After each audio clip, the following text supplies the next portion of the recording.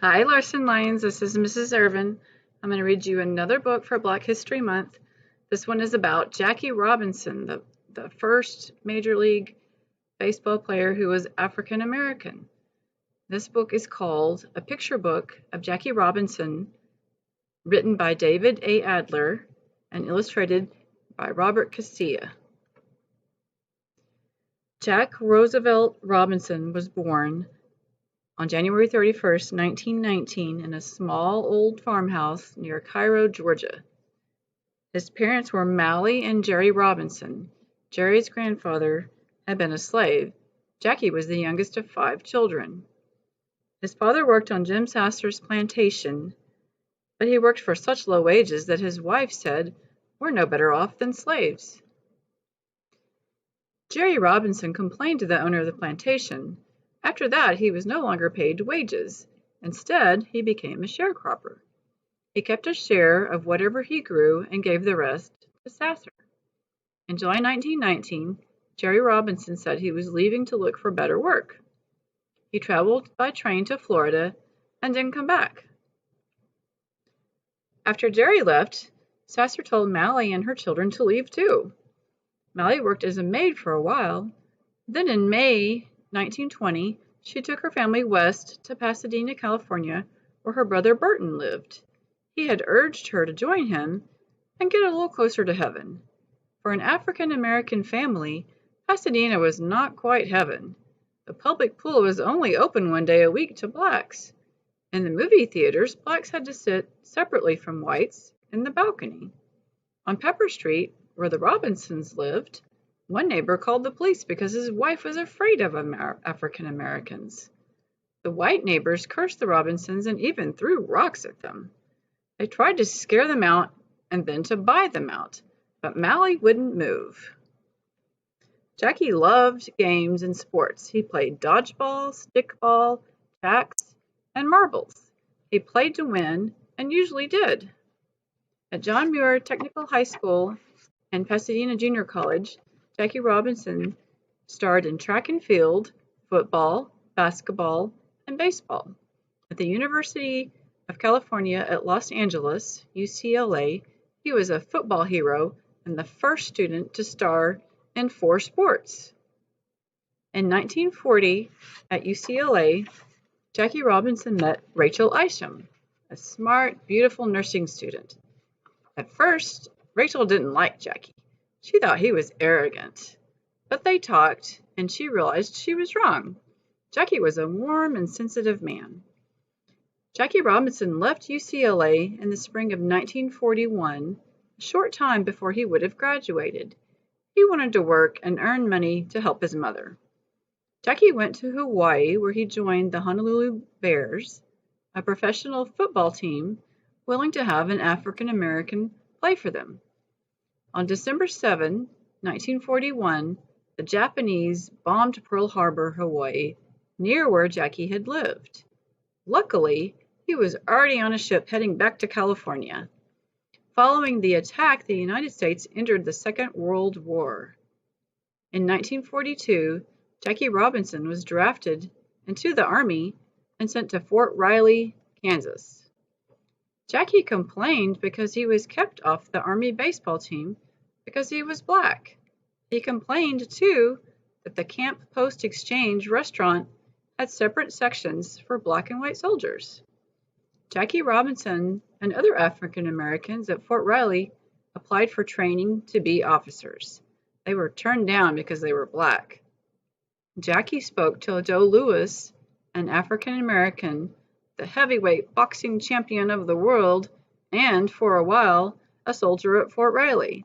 A few days later, Jackie and other African Americans were admitted to officer candidate school. The Army sent Lieutenant Robinson to Camp Hood, Texas. There on a bus, the driver told him, "Get to the back where colored people belong." Separate seating on an Army bus was no longer allowed. Jackie Robinson didn't move. At the last stop, the military police took him to their duty officer. They argued, and in August 1944, Robinson was court-martialed, put on trial by the Army, for not showing respect to the officer. Jackie Robinson was judged to be innocent, but he had had enough of Army life. He was released a few months later. In 1945, professional baseball was a segregated sport. There were no African Americans playing on any of the major league teams.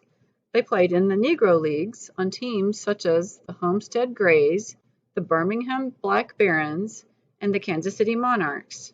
After Jackie Robinson left the Army, he played shortstop for the Monarchs.